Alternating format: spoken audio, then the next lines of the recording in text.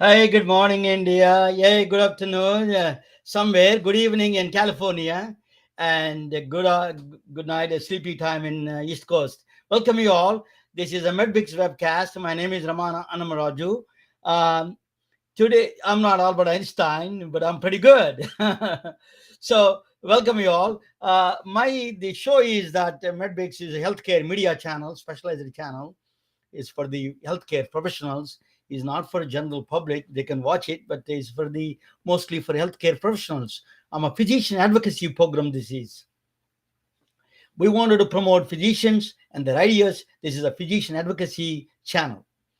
So what the model of this show is that I introduce some guests and then important guests, and then after that I speak with them for 15-20 minutes, and after that I present I do a presentation related to medicine, in related to mathematics, physics, that related to medicine. Not, they don't hear from medical books. This is something new. So it is catching up quite a bit, and a lot of physicians are liking it. So thank you all for joining and appreciating my channel. I really thank you so much. But it is you know the Ayurveda. The today's show is an Ayurveda, and I'm going to introduce you a very distinguished guest from India. He is joining from India directly. But Ayurveda is a 3,000-year-old Ayurveda is a 3,000-year-old a medicine that is a very well practiced medicine in India. It is a combination of whole body, mind, spirit, and environment, all of them together in one. My father is a doctor in a small town in Ayurvedic, and he did a practice in homeopathy, Ayurvedic, and allopathy, American medicine. He practiced the English medicine. He did practice all of them.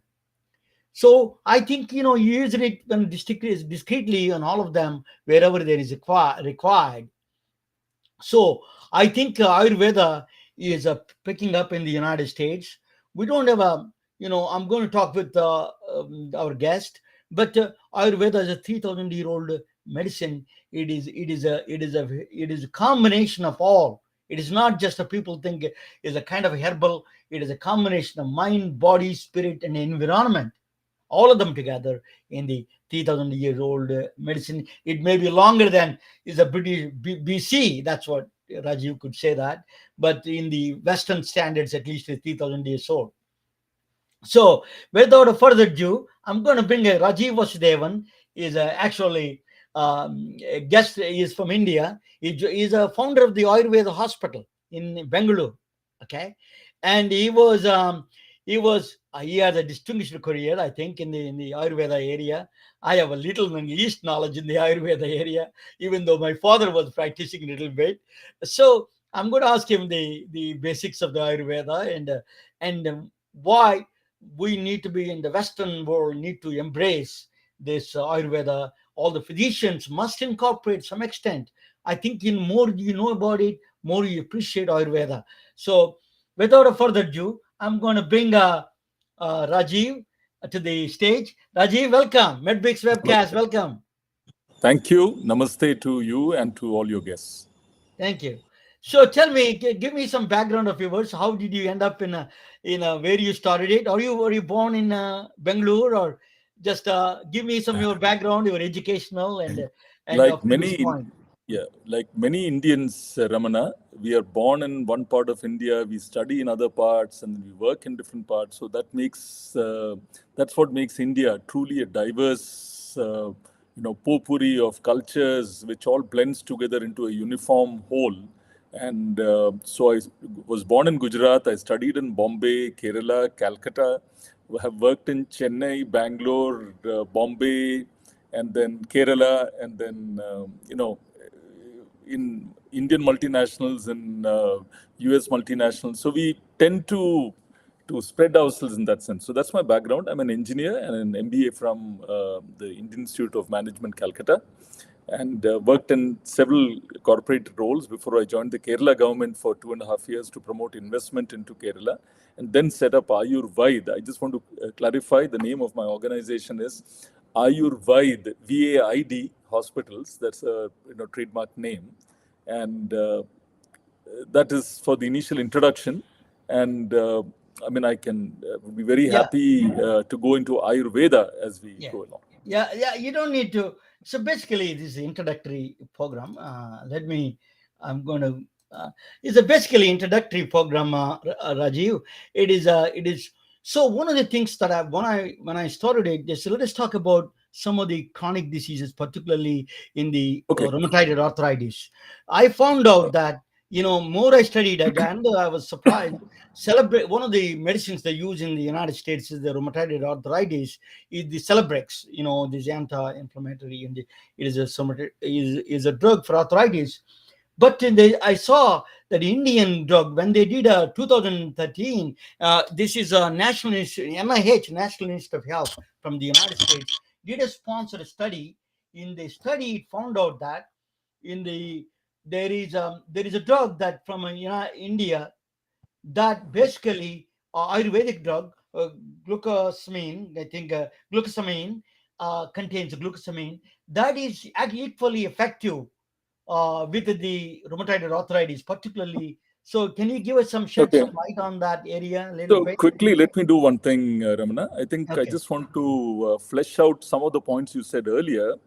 When, as you did say, it's 3,000-year-old tradition, and then you said maybe it is going back to BC. I just would like to say, 3,000 years back, Ayurveda was put into the accumulated wisdom of mankind of this part of the world was put into a very structured, systematic uh, rendition. It was just organized in a way which.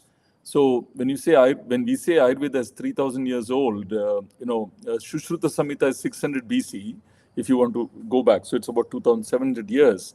But the fact is that is the culmination of human thought up to that point. So it's much older. So that's why we say in Ayurveda that Ayurveda was told by Brahma, Lord Brahma, who's a creator, to the Ashwins, in turn to Indra, and so on. So it says from the beginning of life itself on earth is when Ayurveda begins. So while we go beyond the mythology, it is old. Number two, as you correctly told, it is body, mind, spirit healing. Very important. When we say holistic, a lot of times we just take body and mind. Holistic is body, mind, and spirit. But going into one very important distinction in approaching this whole thing is Ayurveda is systems thinking, and you use the word environment in one of your definitions. You talked about body, mind, spirit, and environment. So, what is the role of environment? So, Ayurveda looks at a being, a living being, and Ayurveda comes from Sankhya yoga, where you have this concept of Prakriti and Purusha. But going back to the crux of this matter, when you look at the person and his or her environment and a state of harmony between the living being and the environment. So let me clarify. A state of good health is where a person has the ability to restore this dynamic balance. And when I look at systems thinking as applied to this system, I have a system which is my human body, and I have an environment. Systems thinking, which is modern management jargon or management concept, talks about how do I optimize at the systemic whole level, not at a part level. Now, this gives us a very powerful reason to look at a many-to-many cause and effect relationship. Why I'm bringing this up, it's very important to understand. Some of the questions on rheumatoid arthritis will become evident. The answers will become evident, or the wrong answers will become evident when I, bring this in. So when I look at many-to-many cause and effect scenario, as opposed to a single cause, single effect scenario, there is a one-to-many, one-to-one, one-to-many, many-to-one, and many-to-many. So when you look at many-to-many cause and effect relationship, Ayurveda is completely based on such a complex situation where many things interact. And therefore, this many-to-many thing, how do I reduce it into a comprehensible, analyzable derivative of that set of many-to-many concepts? Ayurveda gives us a framework. So going back 3,000 years, our ancestors in this part of India did not get caught into the reductionist single cause, XY coordinate thing. They looked at the whole. So that is why it's extremely powerful. And going to the next step to your rheumatoid arthritis point, Ayurveda is Before you go into rheumatoid arthritis, I was mentioning from the Western point of view. That's why I brought you. We need to be educated here, including Indian physicians and Western physicians. I have a lot of audience from there. So I think you're touching a point, is systems health. It is a much more combination of environment and all the traditions of the India from a BC long before came in, accumulated that knowledge of and wisdom from the long. yeah, Yeah, absolutely. So yeah, next thing is Ayurveda is yeah, a little bit. Give us a little bit. You can go ahead now. Thank you. That's why we brought you here to sure, educate yeah, us. One of yeah, I'm going to explain to you a little bit what is needed in the United States or in the Western world, and what are the things you can help us to do that. So I will explain. I will explain to you that what are the things required in this country for the Ayurveda to be actually part of the mainstream. sure. Thank you, Ramana. So, going from systems thinking, we should appreciate that there are two things very, very critical. One, the Ayurveda, the doctor and the patient relationship is very important. That means basically it is not never meant to be one herbal dietary supplement or functional food that I pick up on the shelves of a supermarket. It is a prescription approach at one level when I look at medicine. The other hand, it is about empowering the individual. The primary concept is of empowering oneself with the right insights so that I have the right insights which lead to the right behavior. The right behavior leads to the right health outcomes. So Ayurveda is about empowering the individual with the right insights. So going the next step, what do I empower the person with? With what diet, what lifestyle, what state of mind, right? And if these do not work in sustaining a state of good health, how do I go to medicine? And then, if medicine for highly chronic and severe imbalances. So, what is disease in Ayurveda? So, let's quickly touch upon, because otherwise it all gets connected. So, my innate constitution is my prakriti or my innate nature, right? What I have been uh, given by my parents in terms of my genetic potential is my prakriti, right? This prakriti interacts with the environment outside, my food and diet choices in a particular place time to maintain a state of balance or to create imbalance in me. When imbalance is created in me, that prakriti becomes vikriti or mischief with my prakriti, right? There is a mischief happening with my constitution. The moment the mischief happens, what Ayurveda says, I've drifted from my state of innate balance. How do I restore that back to this balance? The word balance is much misunderstood. And, again, it's a word which is a favorite word. Everybody says balance, balance. What is balance in relation to what has to be understood? But let me just get back quickly. Restoration of Vikriti, depending on the extent of Vikriti, right? So if you were to look at a disease tree in my body, right, my root cause behaviors, diet, lifestyle, which is inappropriate. There's never anything good or bad in Ayurveda. So generally people come and say, drink cranberry juice, it's good for this particular UTI or something. There's never a one size fits all in Ayurveda.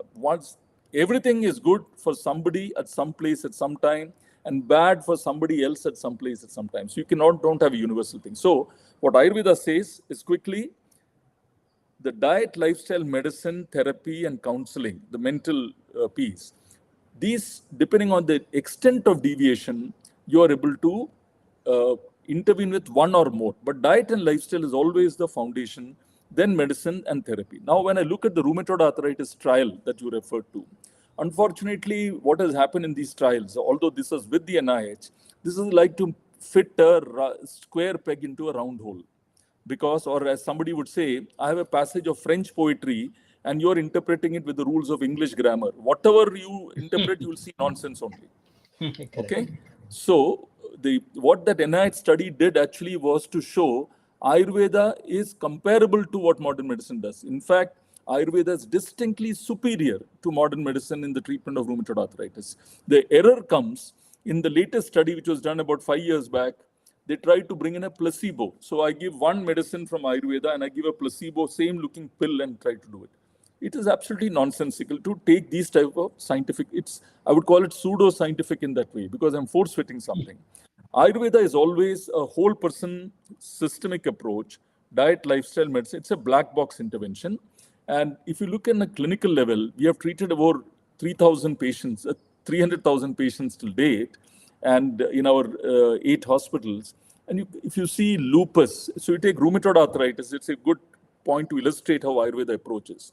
In modern medicine, rheumatoid arthritis is taken as an autoimmune condition, right, where the body is fighting itself. What is the reason for an autoimmune condition? I don't know, is what would be said. So what do? I suppress the immunological reaction of the body. So I'll put steroids, I'll put immunologicals to suppress the immune reaction of the body to some foreign body. What does Ayurveda do? Ayurveda has got a complete etiopathogenesis, which is mapped out, right? What are the etiologies? The etiologies in terms of what diet, what lifestyle, what comorbidities, what mental factors, and then finally external factors. So we call it as Nidana Panchaka. For every disease, there is a five-fold causation which is there. And then it says, so basically what happens because of this, in rheumatoid arthritis, the closest equivalent I say, it's not exactly the same, would be Amavata, where due to incomplete digestion, there are toxins created in the body. These toxins spread and they present themselves in different joints and they manifest as pain. So what does Ayurveda do? We have to get rid of this ama. So there is a process of detoxification. At an early stage, diet lifestyle correction can correct it. Little further, diet lifestyle medicine. And if it is severe rheumatoid arthritis, not with deformities, but before that, you are able to do a process of detoxification and then clean out this thing, with which this thing gets cured. So the autoimmune, I'll just complete with this. I'm sorry, I know I'm maybe touching your time limit. In the autoimmune condition, where the body is supposed to be fighting it, in Ayurveda, there's a counterintuitive way to put it. Ayurveda is not giving a medicine to treat a disease. Ayurveda is removing the impediments, the obstacles to the body healing itself. I hope I'm clear. Yes. It allows the body to heal itself by removing the obstacles to the body healing. Right. So any disease that way becomes treatable by understanding what are the obstacles in the body's functioning, remove the obstacles and the body will heal itself. Yes. So Western medicine is catching up on that one actually now, where, as you said.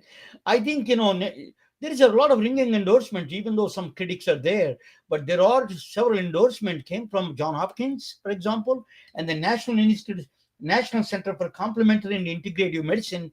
They said that with the proper guidance for the Ayurvedic practitioners, it works. They gave the endorsement of the Ayurveda medicine. There are some aberrations in the here and there. They're saying that, but is overall, the United States in general overall accepted even the institutions accepted the Ayurveda as a kind of a medicine that you could be adopted in along with the traditional medicine in the United States. That's what they, at least from the Western point of view. So I would ask you, what is missing here is, for example, diabetes. I saw that turmeric. Give me some of the things that you gave a very comprehensive idea of how the body heals itself. How do you empower the body to heal itself? Is it medicine, so we take something or like is diabetes, it food, or is it environment? What is all together? So let's take this case of diabetes itself, Ramana. Okay. So if you look at the natural progression of diabetes itself, right? Just check on the net, just say natural progression of type 2 diabetes and see what comes up. You'll find that 10 to 12 years before I am diagnosed as diabetic, right? So today, if I'm diagnosed as being diabetic, 10 to 12 years prior to that, you'll find that if you were to check my insulin resistance, it has already peaked. 10 to 12 years prior. 7 to 8 years before my actual diagnosis, we'll see the sugar level in my body increasing slowly, because there is a tendency to increase that because the insulin resistance has peaked. Once it has peaked, then throughout the life of the patient remains a thing, right? It remains constant. And as it increases, my pancreas starts secreting more. I'm trying to tell the long tail of diabetes. It's quite interesting to see and how Ayurveda approaches this. So about 2 years before I'm actually diagnosed as being diabetic, suddenly my sugar level will go up from 90 to 95 to 98, like that it will go to 100. As it is approaching 100, I go to a doctor. Doctor will tell, oh, you're not exercising enough, you're not eating properly, start doing various things. Now, even at that point, the body can actually be corrected, but by then the damage is actually more or less done. My insulin resistance already peaked 10 years back. What Ayurveda does here, now this is what you would call an early stage. Okay, we call it pre-diabetes. Now, what is interesting, after that, modern medicine just gives up and says, 5.7 to 6.5% HbA1c is pre-diabetes, greater than 6.5% is diabetic, and anything about 9 or whatever broadly is severe diabetes. In Ayurveda, we have what is called broadly 3 stages of diabetes, which is based on the extent of the pathogenesis. No, the HbA1c is a measure, a symptom, is a measure of something. Fasting blood sugar is a measure. It is not diabetes. In Ayurveda, what we are able to characterize is at a systemic level the stage of the pathogenesis, and we call it Kabhaja Pramehi, Kabhaja Madhumeha, then we say Kabha Pittaja Madhumeha and Vataja Madhumeha. There are 3 stages. Now, Kabhaja Madhumeha is typically the obesity-driven early stage type 2 diabetes, is easily reversible in Ayurveda. Okay? Now, data for the US, when we was talking to one of the top Fortune 100 insurance companies in the US who was visiting India, a lady from Virginia, the senior director of that company, when I asked her, if there are 100 pre-diabetics in your insured pool, how many would become diabetic? Her answer, without batting an eyelid, without waiting 1 second, can you guess, Ramana, if 100, how many would become diabetic? 100. 100, exactly. She said 100. And I said, 100? Okay, she said 96 out of 100, right? So what does it mean? When I tried, so 96 out of 100 become diabetic. In Ayurveda, we could say if they're brought into a proper regimen, into proper Ayurveda treatment, not just one medicine. This Kabhaja Pramehi, Sukha Sadhya, very easily reversible, correctable. Kabha Pittaja is also I may say Sukha Sadhya to Krichira Sadhya, which is easily reversible or with some difficulty reversible. Vataja Pramehi is somebody who's gone to with diabetes with complications. That becomes difficult. There we don't say we can cure. Now, how do we cure diabetes? We have to correct the metabolism. So, one of the key areas, there are 2 processes centrally happening in the body, which we don't give full importance. The increasing in the West is looking at it, but when I look at underlying metabolism and look at inflammation, 2 core processes, right? So I say metabolic disorders, but in every human being, even somebody who's non-diabetic, how do I look at the quality of metabolism and how do I look at inflammation in the body? Both these broad processes are leading to many, many diseases, including diabetes. So what Ayurveda does is, it improves metabolism. Agni Deepana, right? At an early stage, you take some herbal medicines, correct the diet and lifestyle, the subdued fire, the fire which is reduced, will blow back in a proper way. If it is a little more, then you have to do I told you about insulin resistance. You have to clear the insulin resistance, which is through a process of what you call amapachana. So we have again treatments, therapies for severe diabetes, where you're able to reduce the insulin resistance and improve the metabolism. So collectively, what happens as a result of this, I can show you, maybe experimental data that, for 50 patients, about 200 mg per dl fasting blood sugar, right? And the average sugar level reduction is 100 mg per dl. That means from 200 plus, they reduce at least 100 mg per dl in one course of care. In just 2.5, 3 weeks, that is a reduction. For people with HbA1c above 9, 2.2% is the average reduction in one course of care in Ayurveda, which is impossible to imagine. But it cannot be done with one magical medicine or tablet. It has to be done through a proper, personalized treatment plan. We So, call it Rajiv, chikitsa.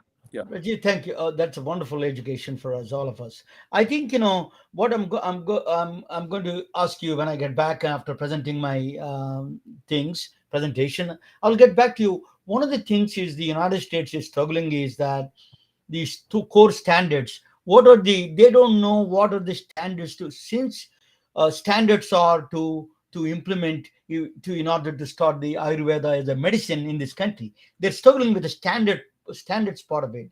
I think with your background, with your help, you could come back with that. I will ask you how we can do that and how we can start the hospital in the United States, that kind of Ayurveda hospital when I get back. Let me present while you are staying on the behind the scenes. You're staying here. We're going to watch with me the presentation from the Sure. land of the South. I'm going to present a phenomenal scientist from India. So let me. So this is I'm going to present Rajiv Vasudevan. I'm going to ask him come back after that. What is another question we should ask Rajiv Vasudevan about the mental health? We are struggling with the mental health in the United States. What does Ayurveda says about it? And what are the standards we can come back for the United States to implement this kind of a Ayurveda hospital in North America. So let me give you this little bit about this. I'm going to Raman. I'm going to play a video about Raman quickly, and then after that, I'm going to present what is Raman, CV Raman is going to do. So let me bring this. His name is Chandrasekhara Venkata Raman. He was born in Tiruchirappalli, state of Tamil Nadu, India. His name is long with numerous alphabets, but get used for it, because the next few decades belongs to this man. He is descending from heavens to destroy cancer. Just not cancer, he is omnipresent in every field: science, medicine, technology, engineering, and even theology. Welcome to the world of Raman gadgets. Raman probe. Point Raman probe to anyone and just click flash, just as you do on your phone. It gives instant result that person has a cancer or not. No elaborate testing, no other diagnostic testing required. Cancer detection in seconds. Raman pen. Raman pen, point and click at the finger and tell you the blood sugar levels instant. No more shedding of blood drops by millions of diabetic patients. Raman scanner. Just place your hand gently on the Formanex Raman scanner. It gives you the fruit and vegetable intake and in correlation with the antioxidant activity in your body. By monitoring antioxidant levels may help you to prevent some diseases. Raman inspector. Raman inspector, a handheld instrument, is an invaluable tool for law enforcement. Just point and click, it identifies the counterfeit drugs. Just point and click and can tell you it is a cocaine or any other illegal substance on the spot. No labs, no other testing required. Just point and click and can tell you right there if it is a hair gel or explosive material in the container without opening it. Raman reporter. Just point and click and instantly tell you if that is a true Picasso or not. No other verification required. This is done deal. It is just taught. Raman optical tweezers, Raman microscope, Raman TrueNarc, Raman imaging, Raman hyper, Raman transition, the list goes on. His name is truly omnipresent. This is not a science fiction. This is an extraordinary brilliance of a strikingly tall and dark handsome man from 19th century India.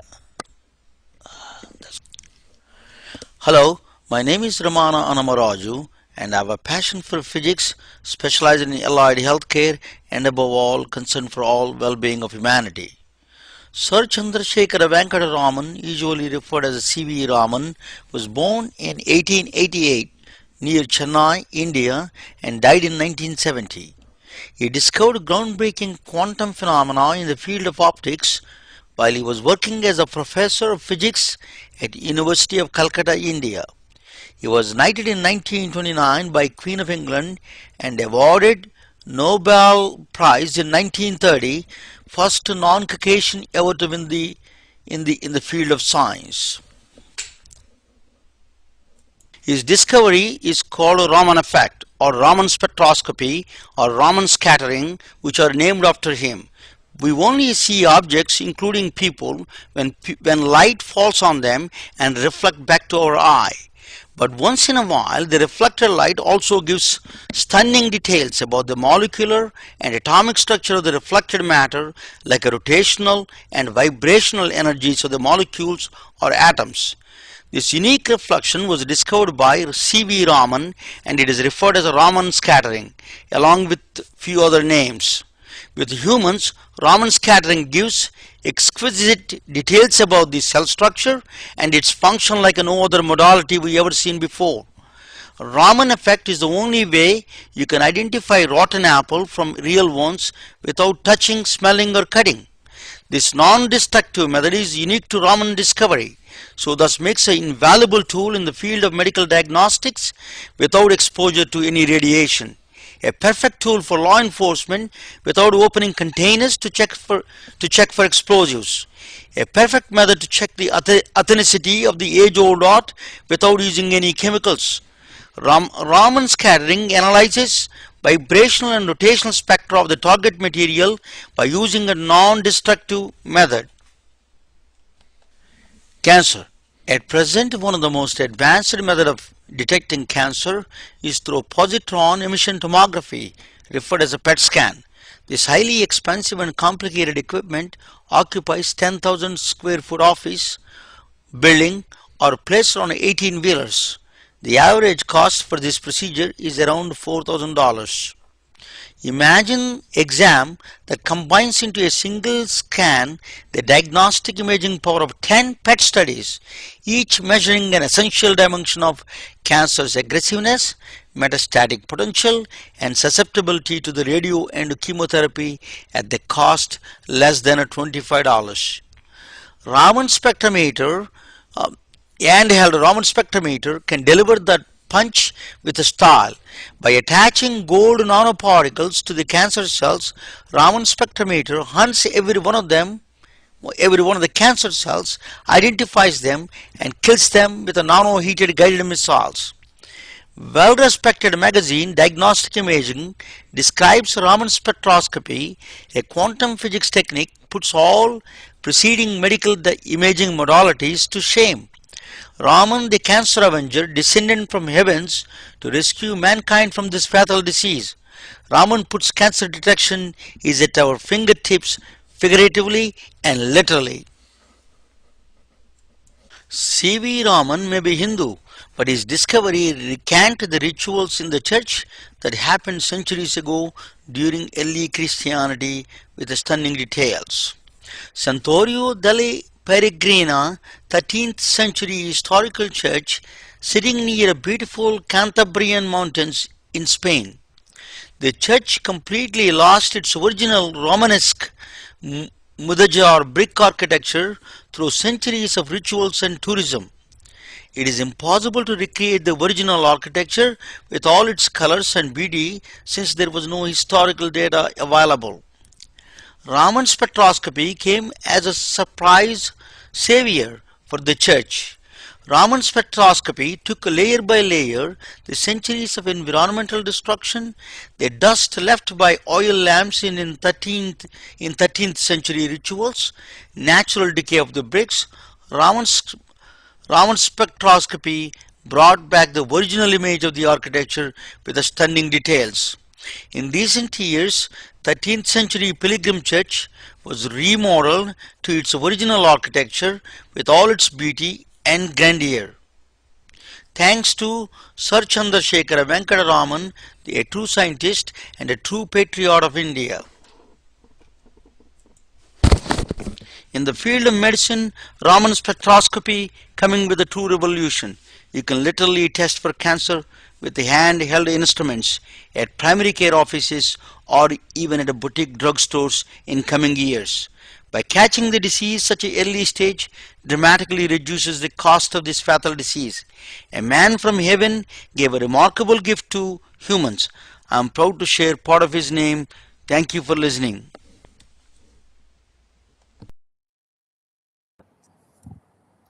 Thank you.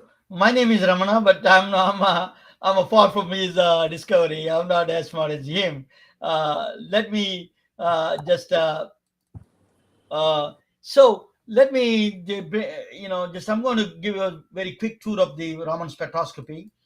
It is Raman is as you saw, is in everywhere in healthcare: drug discovery, cancer diagnostic, nanomedicine, clinical biology, and forensics, and all of them is there.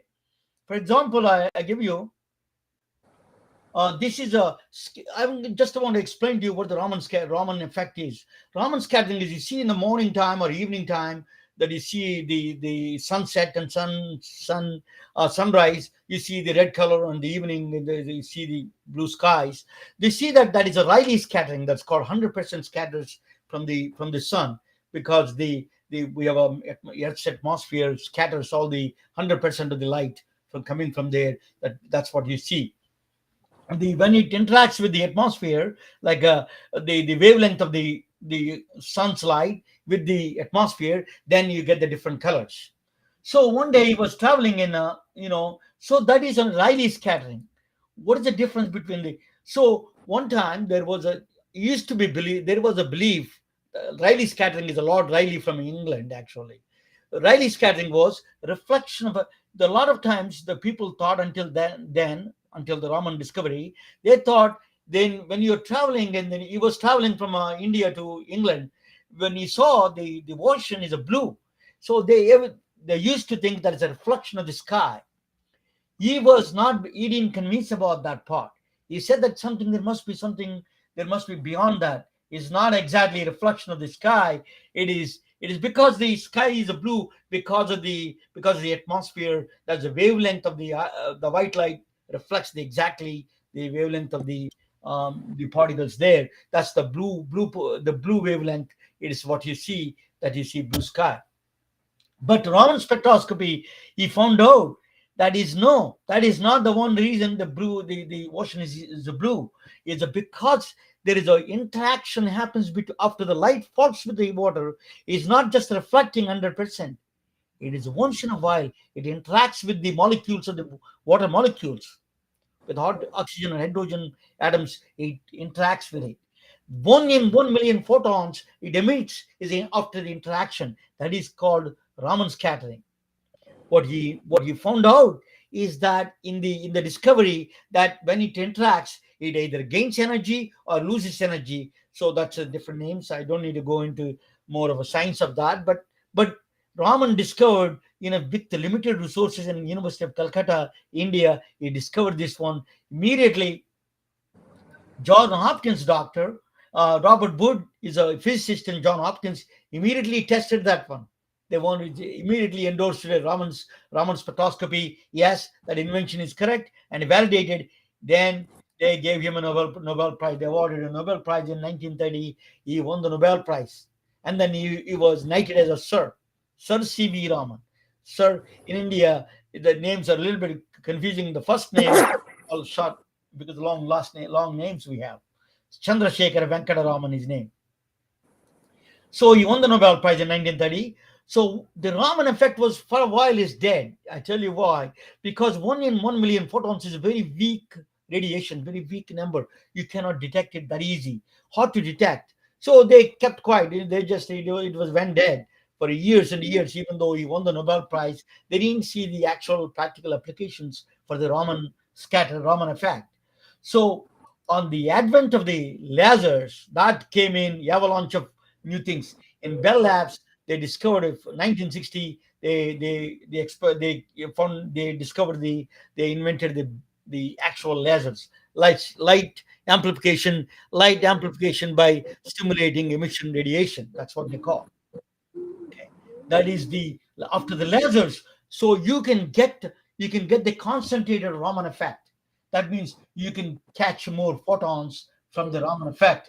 That was the big advance of the advantage of the laser beams. So Raman probes are now spectacular. One of the great things about Raman probes are spectacularly portable. They're all extremely easy to carry. So they're all one of the greatest things about Raman spectroscopy. A Raman effect is that extremely handheld. All of them are. That is a powerful of power given through the Raman spectroscopy. So what's the basis of that? The vibration spectrum. What is, for example, there's auras that I'm just giving you an example.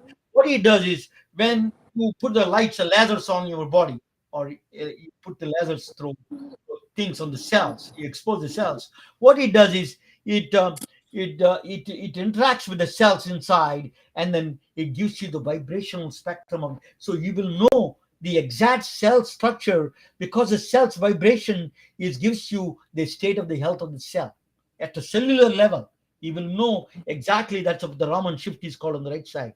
Is the vibrational spectrum of the cellular level, molecular level. You will get the information. So the vibrations are not good in proper compared to the other healthy cells, that you know there is something wrong with that cell. So that is, you can find a way in advance. So Henry Brem is a neurosurgeon, a professor of neurosurgery in John Hopkins. He was using this Raman probe to detect, to the photoluminescence they use to detect cancers and do. So one of the biggest problem with the brain surgeries are eliminating all the cancerous growths, cancerous cells. So how do they find it? So they use a photoluminescence to lighten up. But the Raman spectroscopy hunts for it. That pen, Raman probe, that simple pen looks for it and hunts for it, and then they can literally take it out from the surgery. On the right hand side, you see is actually the red dots are the cancerous material. So that's what you take it out from the Raman probe. So that is the power of the John Hopkins. There are a lot of right now. Just 1960 it came in. Lasers invented 1960. So now the universities in the United States are catching up. India is, they don't even know what's going on in the West about the Raman spectroscopy. They now in Korea, South Korea, they developed a COVID Raman. You saw in the brain surgery, in the tumors. For example, I want to go back to the brain tumors. They can do the same thing with the breast cancer, breast surgeries, breast tumors. Also, you can do the breast lumps, removal of the cancerous growth. You can remove the same way, the photoluminescence. In the COVID-19 rapid testing, they are infectious disease is one of the is the biggest challenge, because it's the Raman infectious disease is a Raman probe. They use a Raman. This is what they do is that they spit on the aluminum foil, basically aluminum plate, and then you put on the top of it, and then you put the Raman the probe, that machine you see on in the picture. You put on it, it will tell you that somebody has a COVID-19 or not. Better than even genetics, as good as a genetic testing, not the antigen test. This is more than a genetic testing, because it connects with the vibration spectrum of that COVID vibrational spectrum with the spectrum in the library. It compares and then confirms it's at the molecular level. So it is not even that they use a surface enhanced Raman spectroscopy. It's called gold nanoparticles they use. So aluminum foil, they use it to amplify the Raman effect. In the breast cancer, for example, it looks big on the left side, but a very simple instrument.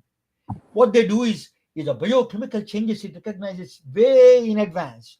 Now there are 2.26 million people die every year, and then due to diagnosis with the breast cancer, and 600,000 people deaths every year in the world with the breast cancer. It's one of the fatal diseases we need to address humanity.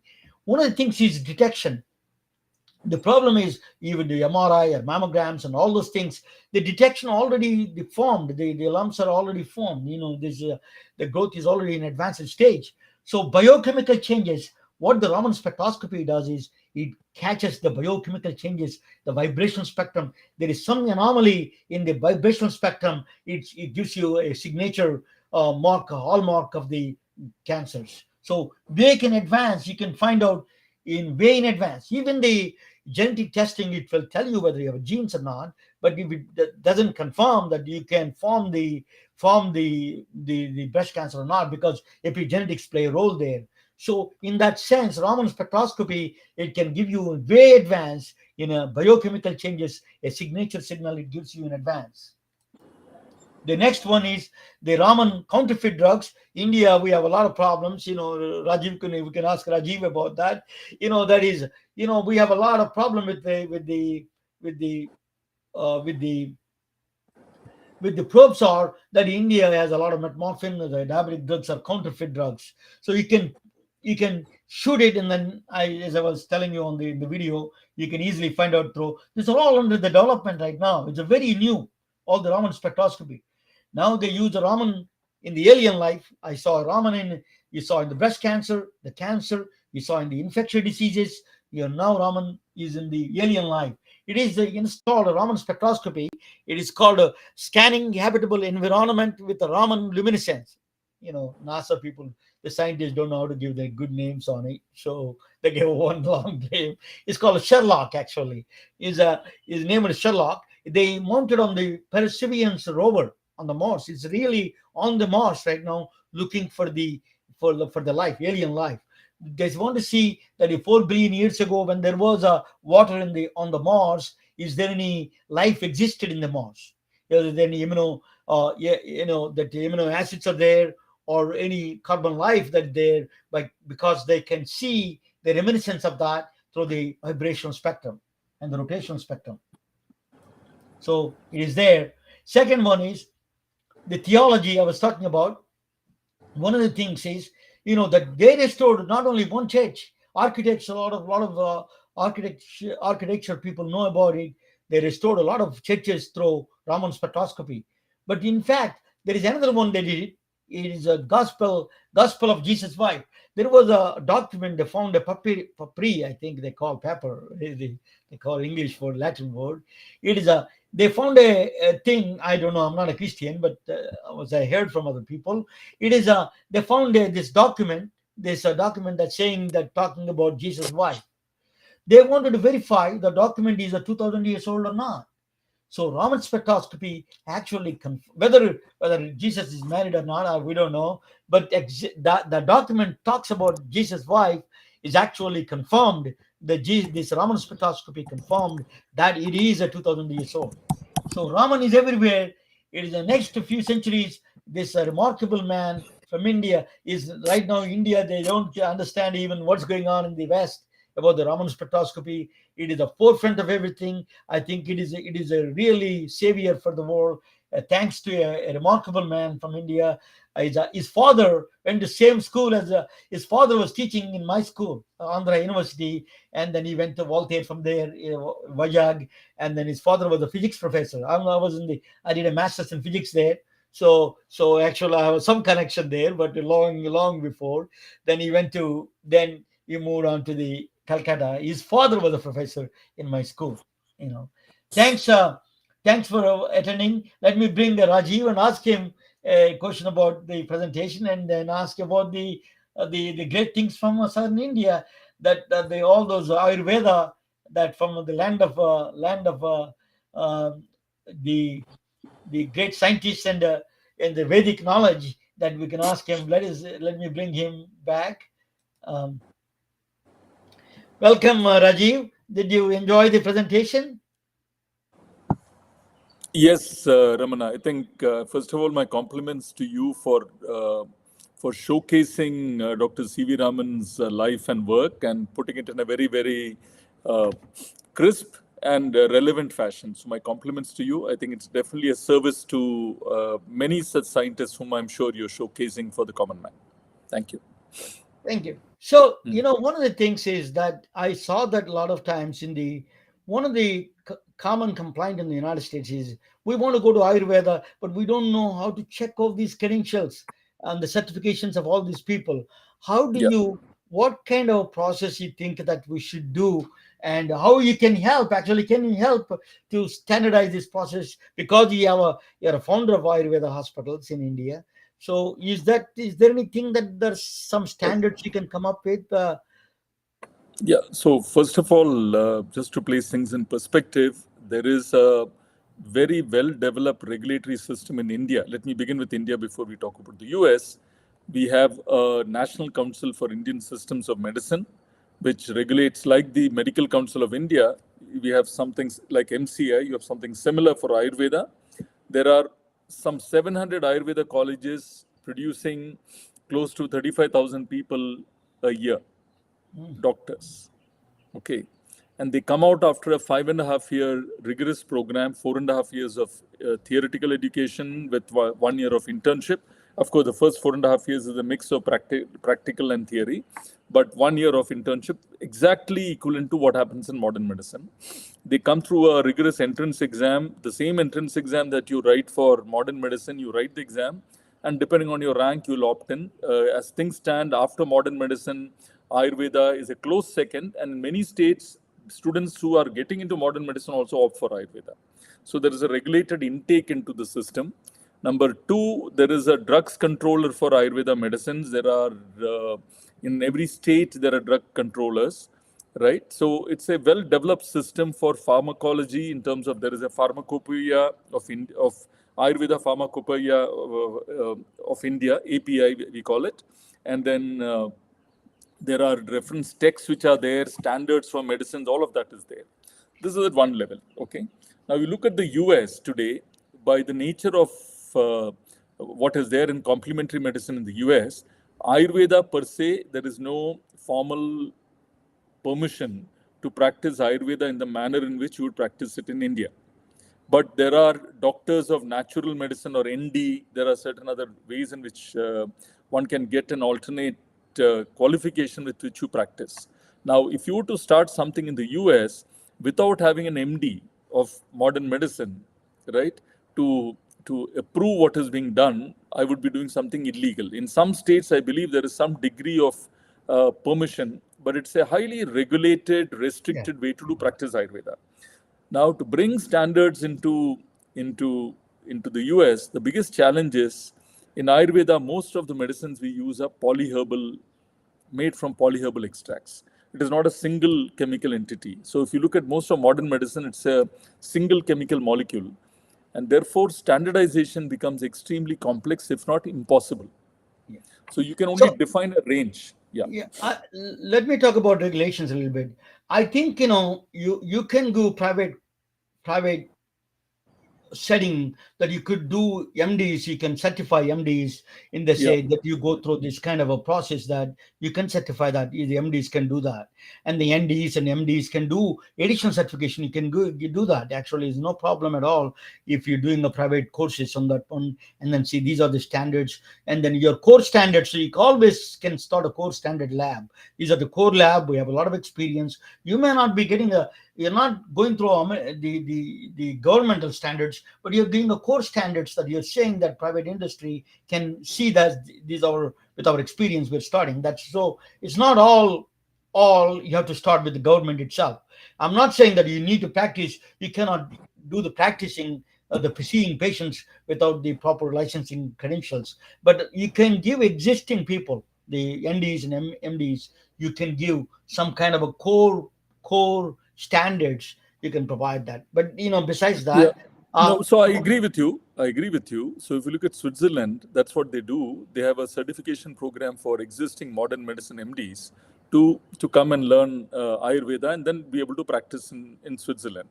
But the challenge which I would like to tell is a science like this with a 2-year certificate course or whatever still cannot get you to the level of depth which the science demands. So the other part is FDA. I just want to conclude by telling, because these medicines, what are medicines in India, cannot be treated as medicines in the US. So to bring it as a dietary supplement is something which is unfortunate, but that is what is happening with Ayurveda in the US.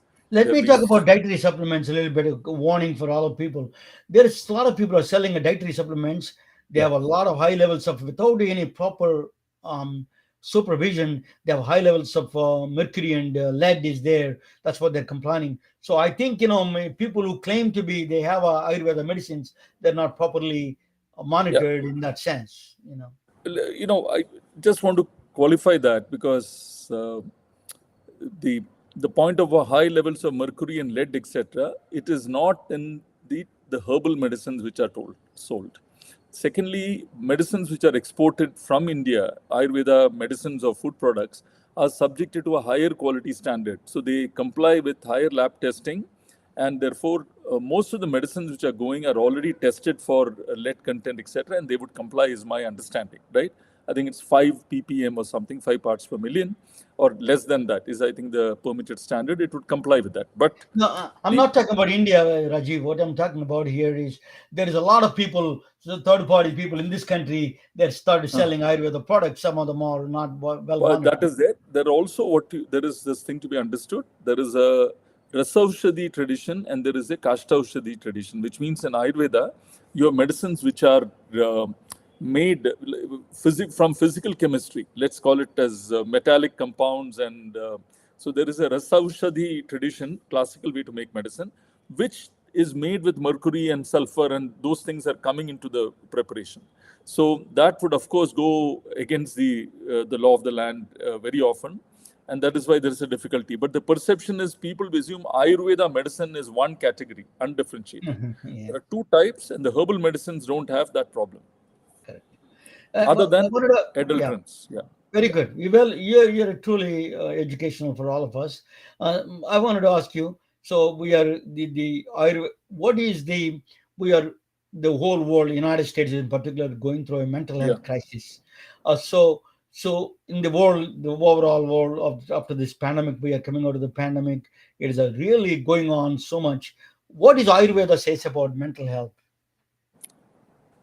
Well, if you really ask, Ayurveda comes from Sankhya, and if you look at yoga, which is the Hatha Yoga and the yoga, Ashtanga Yoga, right?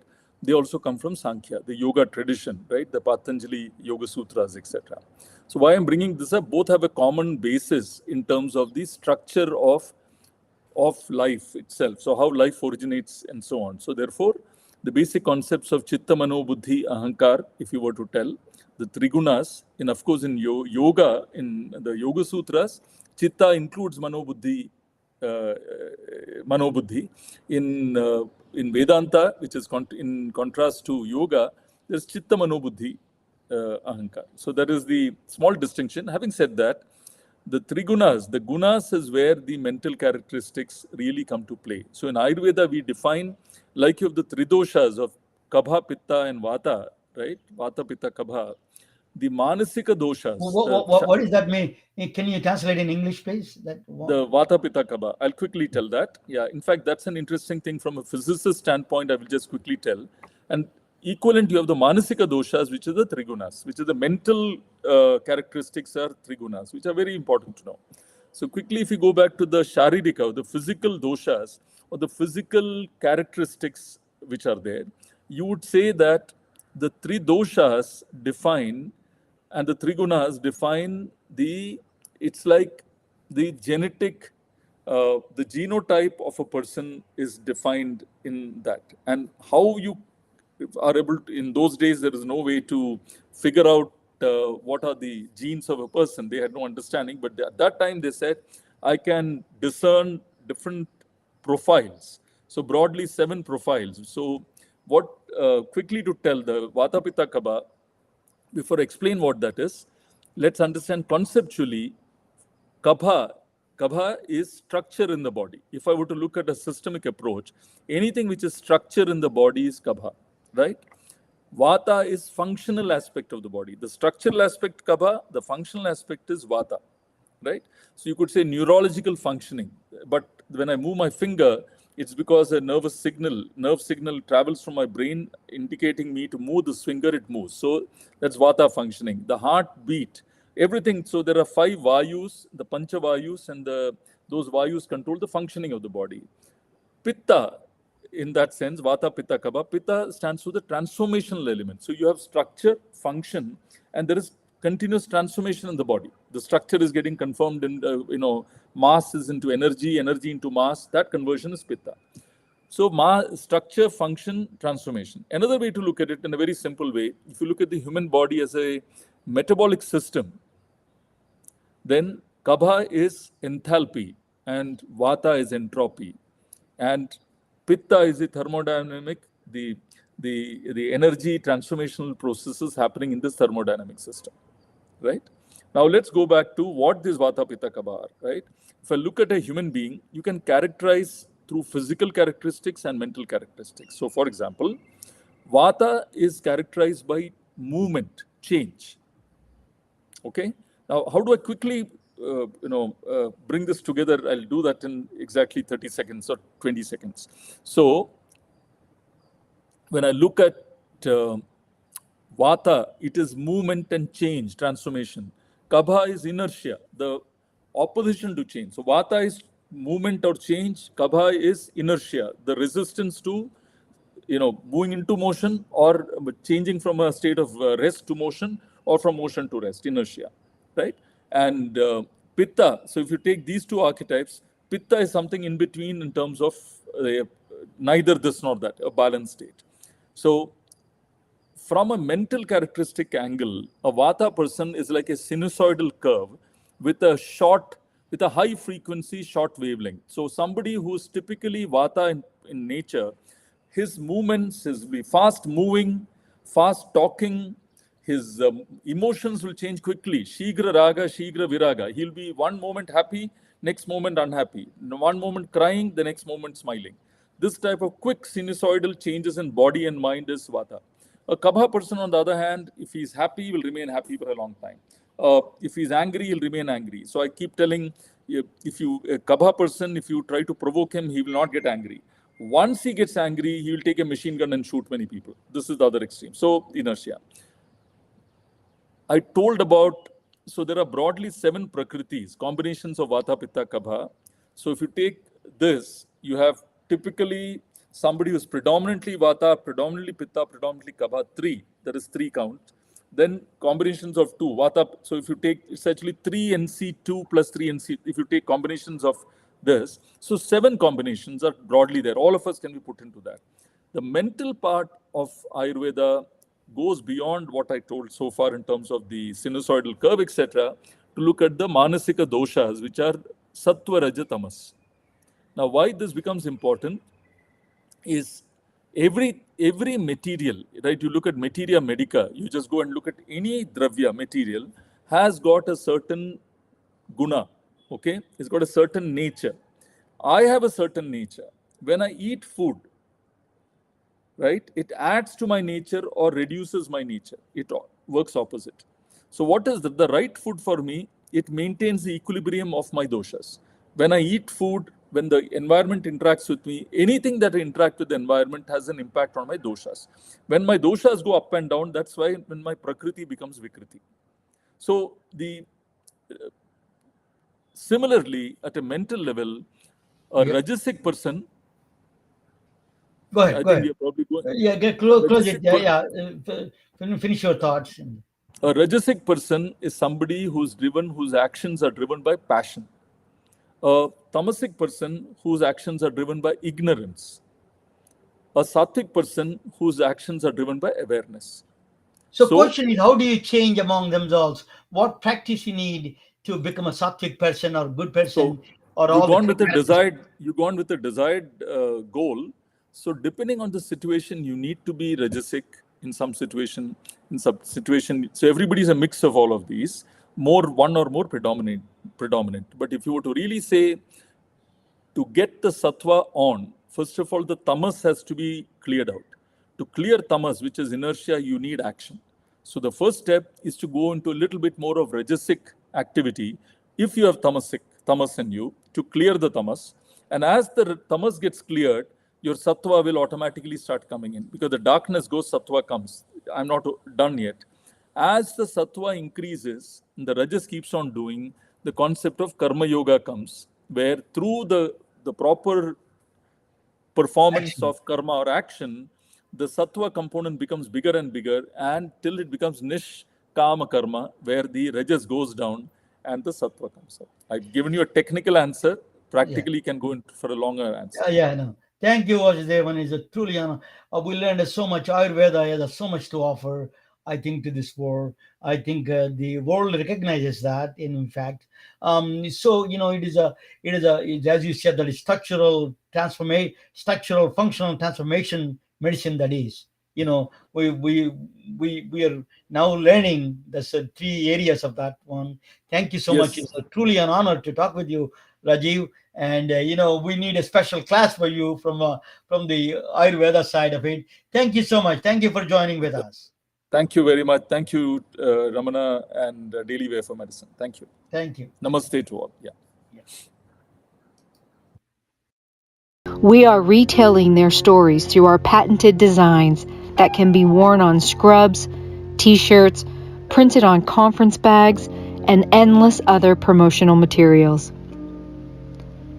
Daily Wear for Medicine is the first ever of its kind to create curiosity in medicine through visual art. We at MedBricks are celebrating unsung heroes of the past who made enormous contributions to the field of medicine through our unique campaign called Daily Wear for Medicine. You can wear it, carry it, and give it.